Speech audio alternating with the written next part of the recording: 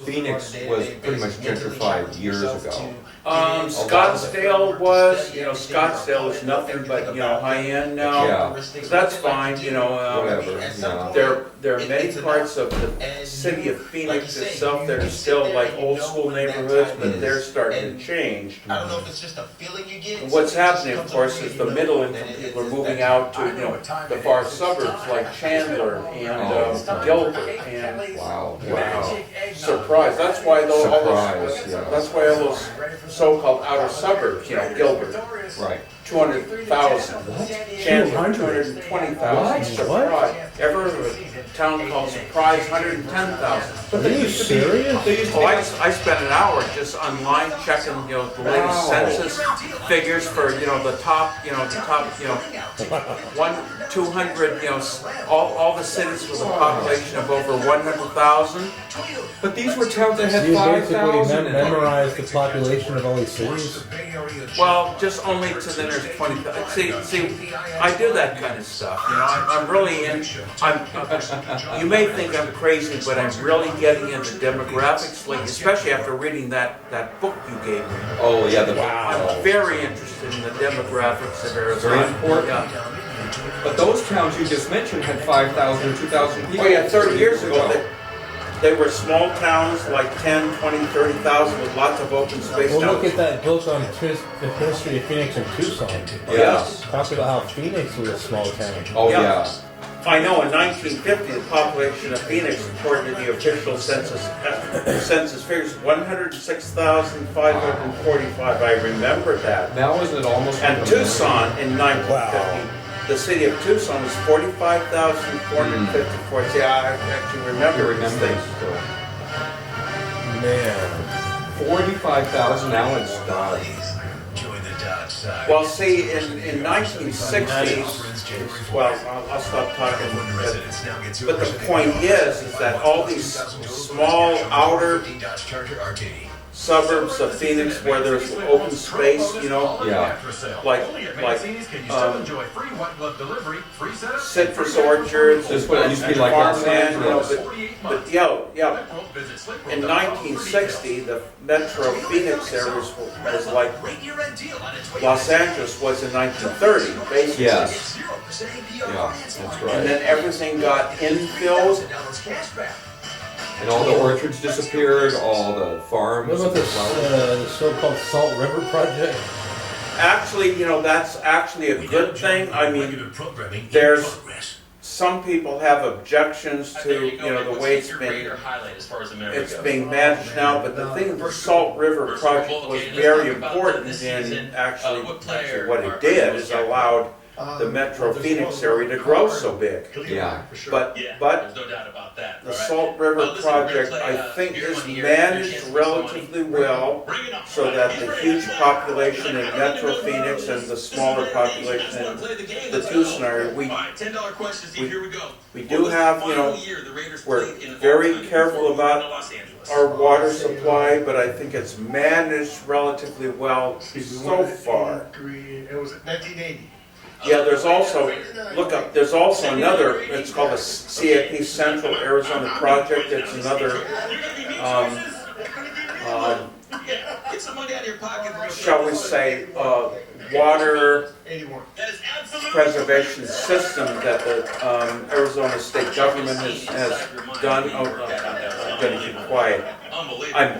If I say I'm just really careful, I'm really thinking about water conservation and recycling in Arizona.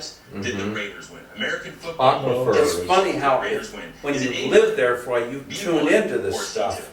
Right. And you've only been there for less than a year. And You're what about already getting at does it. Tucson have these so-called aquifers? Yeah, you sent me 2 articles on it. They have them, they're part of.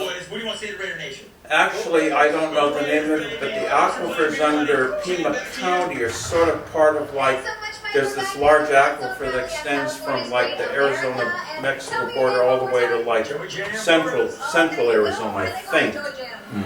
I'm a drummer.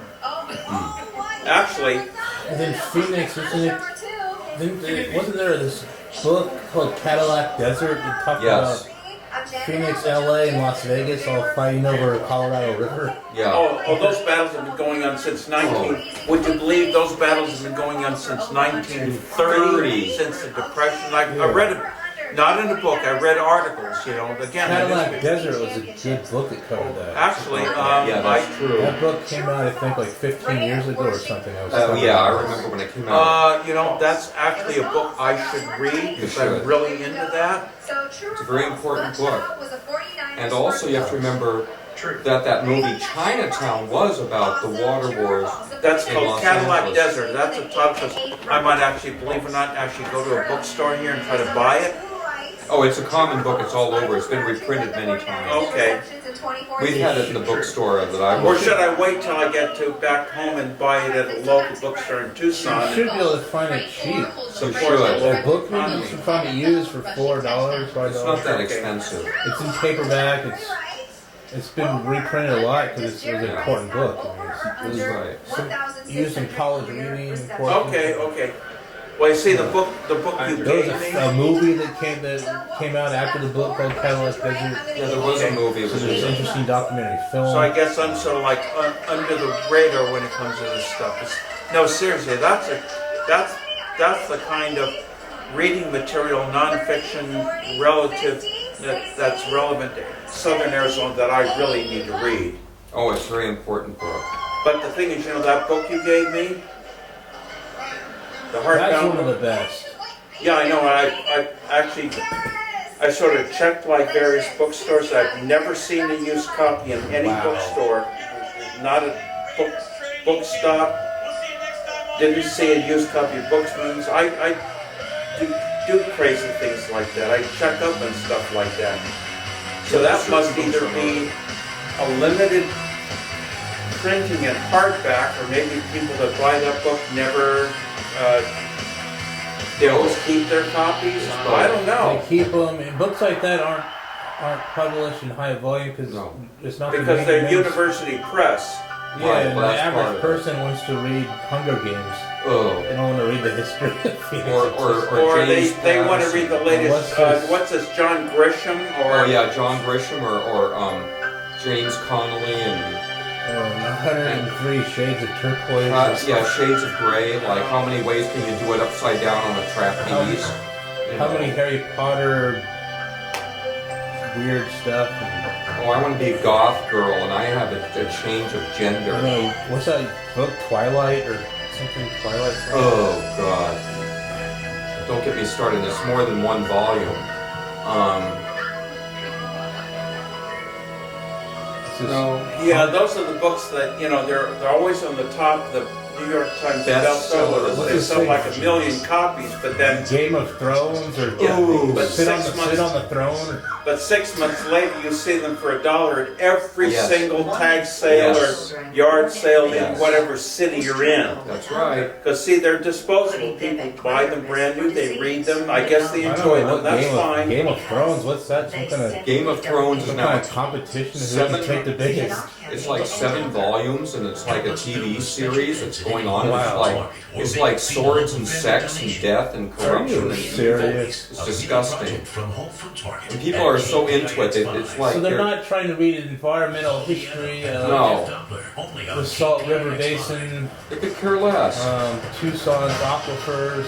No, they care about who slept Actually, with somebody I and about will stabbed with get a sword. copy of that book. What? No, Sure, like he's downstairs. I need to read. I didn't even know about that. You say it's very popular. it's a very Oh, common yeah, and that- popular that's book. like See, I really have to read stuff like that. And also Edward Yeah, Abbey. I can get for you or find for you easy. And then there's the one by Edward Abbey too. There's his book about the desert in Tucson and how he back in the 70s and 80s was fighting against not only gentrification but destroying, working class neighborhoods, strip mining, re-channeling old river canyon save power. stuff.